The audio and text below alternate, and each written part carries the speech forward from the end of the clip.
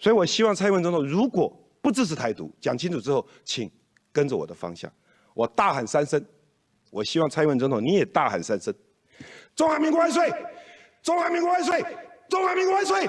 不过仔细的听一听，这些发言大致都不脱是歧视性的发言、情绪性的发言，或者第一，你根本就不爱中华民国；第二，你不要9·2共识。我们国民党的立场非常清楚，在中华民国完整的国格宪政体制之下，发展两岸的交流是9·2共识。你一定要扣一个帽子，叫做我们认同1国2制。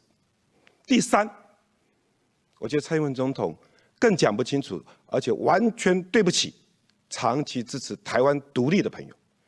很多台独的朋友把选票投给蔡英文总统，希望台湾独立，但是你完全让他们失望。所以蔡英文总统必须有责任告诉我们台湾同胞，未来2300万民众到底何去何从。韩国瑜立场非常清楚，我就是支持中华民国，捍卫中华民国的主权，捍卫中华民国的宪政体制，以及服务跟保护2300万台澎金马的同胞生命财产，一清二楚，没有任何含糊空间。如果蔡英文总统支持台湾独立，也请大声的讲出来；如果不支持台独，也请大声的讲出来。这样子2300万人在投票给你的时候，才知道你要把我们带到哪里去。所以我希望蔡英文总统如果不支持台独，讲清楚之后，请跟着我的方向，我大喊3声。我希望蔡英文总统你也大喊3声：中华民国万岁！中华民国万岁！中华民国万岁！但是在过去这段时间，他跟他的政党也对我很多的批评跟指教。不过仔细的听一听，这些发言大致都不脱是歧视性的发言、情绪性的发言，或者挑起社会对立，甚而至于是没有根据的指控，有时候还无中生有、断章取义。那刚才他提了几个问题，比如说中华民国，我们现在不就是正在选中华民国的总统吗？我现在就是第14任的总统，我们现在在选第15任的总统。另外，我们这满场不就是国旗吗？我已经担任总统3年多来，这个政府的运作不就是跟着我们中华民国的宪政体制在运作吗？那么去年韩国瑜先生当选了市长，不过才短短不到3个月，他就宣布要选总统，说要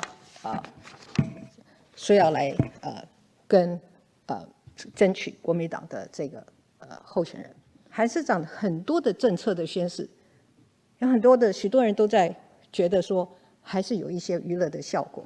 比如说选市长的时候，他说要在太平岛挖石油；在选总统的时候，他说要在花东盖一个不限速的脚踏车高速公路，以及在台湾的高山上盖升旗台。他的承诺天马行空。当被问到说钱从哪里来，他常常说就从前瞻基础建设计划里面来。但是他刚刚已经批评了前瞻基础建设计划，那我们把他进来所做的很多的政策的这个承诺呢，把它计算了一下，其实他的政策承诺需要好几个前瞻基础建设计划的钱。那我倒是要问说，如果前瞻基础建设计划是这么有用的话，你为什么不让你要去试问一下国民党，为什么要背个前瞻基础建设计划呢？国家的领导人